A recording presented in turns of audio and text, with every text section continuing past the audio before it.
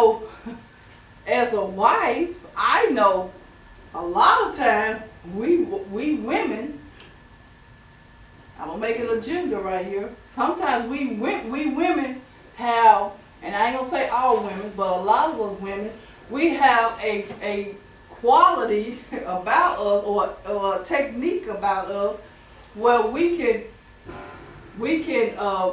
use subjective technique to get that man in our life, or significant other in our life, to do what we want to do, but we have a tendency to let them think it's their ideal. We got, that's a technique that we have. We'll let that man think it's his idea when it was our idea all along. But we've shifted in such a way to that man think it's his, or that significant other think it's his ideal or significant other ideal, and so they're feeling good because they're thinking it's their idea when we know all along it was ours. So we're getting what we want in the end. Well, that is called subjective. Now, love is an emotion, and that emotion is intense, but also it's a pleasure in something or someone. Love can feel good. Love is good. God is love. All that's correct. But sometimes people can make love negative. They can take the pleasure out of it. Now, survive is a continue to love or exist in spite of danger or hardship. Now, what makes these two words important is that some people simply know how to love, and some simply know how to survive. And for others, they can balance the two. A person who is built on love more so than survivor, they tend to be very emotional people. They tend to do things in an emotional or in a mental stand. You know, we like to call them, in a lot of cases, we like to call them free spirit. Oh, they're free spirit. They're creative. Though they're higher on love than they is on survival. And then those that are built on survive, they're more, I got to put action to this, I got to do this, they're more of a physical aspect than the emotional and mental. So but at the same time, even though they're built on survivor, they still want love, but a lot of them don't know how to recognize it or even accept it in a lot of cases. Now, we was talking about Job in the Bible, in Job chapter 1, and we read verse 1 through 22, and we was talking about Job. Now, I have been blessed to this point that I have not lost a child. But can you imagine a parent who have loved their child, have cared for them, brought them into this world, cared for them, raised them, and then just in a moment, they lost their child? Can you imagine a person who have worked hard for the bulk of their lives, and they have built up a lot of things, only to have lost it in a moment? Well, if you can understand that, then you will understand the story about Job. Job was a very rich man. He was an upright man. He was a perfect man in God's eyes.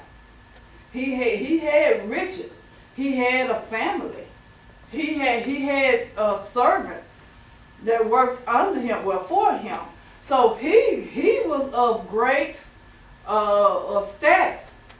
If you want to look at it in a physical form, he was of great status, and then in a moment's notice, he lost everything. He lost his riches. He lost his children. He even lost staff, property. He lost everything in a moment's notice, except for the few that survived to come and tell him about it.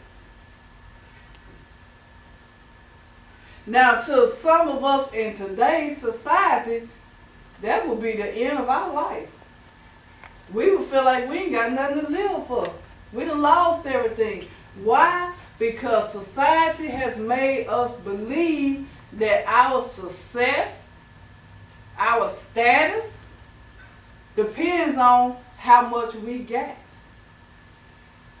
Not how we get there, how much we got. The more you got, the more money you got, the more property you got, the more vehicles you got, the more people that's around you, the more people that you control, the more successful you are. That's the way society has made us feel. How we used to talk about how they, in the magazines, they have the models that's this big, probably about the size of this cup. And society has made us feel like that's the perfect woman. And that's why we got a lot of eating disorders that is going on, because society's view of perfection is really, to be honest with you, is really unattainable. It is not possible. But because of technology, they can shave all those little extra pounds off to make that picture look like that person is this big. Technology is great. Technology is way ahead, and they'll study adding to technology. We'll study playing catch up when it comes to technology. So society is really not helping the younger generation that's coming up. They're actually hurting them, because they're putting a stipulation on what is perfection, what is success. And it's actually hurting our young generation. That is one of the reasons why the crime rate is getting higher. That is one of the reasons why the suicide rate is getting higher. That's one of the reasons why the employment rate is escalating.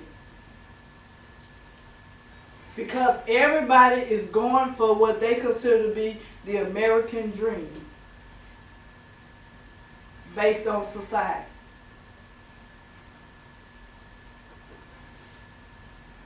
Now, we can't simply love and never learn how to survive, and we can't survive and never learn how to love.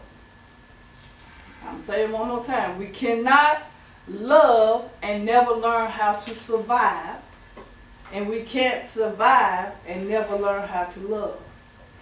There has to be a balance. Now, how can we learn to love and be able to survive in an ever-changing world, a microwave world where everything has to be quick? How can we learn to love and survive in a society where everything is quick, it's a microwave, or everything has a standard of what perfection is? How can we do that? A world where you have to be perfect based on society standards to survive. In other words, society has caused us to feel like the only way to survive is you got to have a lot of money. You got to have a lot of status. You got to have a lot of property. You got to have, and believe me, I'm not saying there's nothing wrong with having those things. You work hard to get those things. You deserve those things. But society has got to stop putting a standard on what success is, because it's destroying us and not helping us. That is why our government, all the way up to the top, is in the situation that we're in now. the financial crisis that we're in now is because they have put a monetary value on success. They have put a monetary value on status.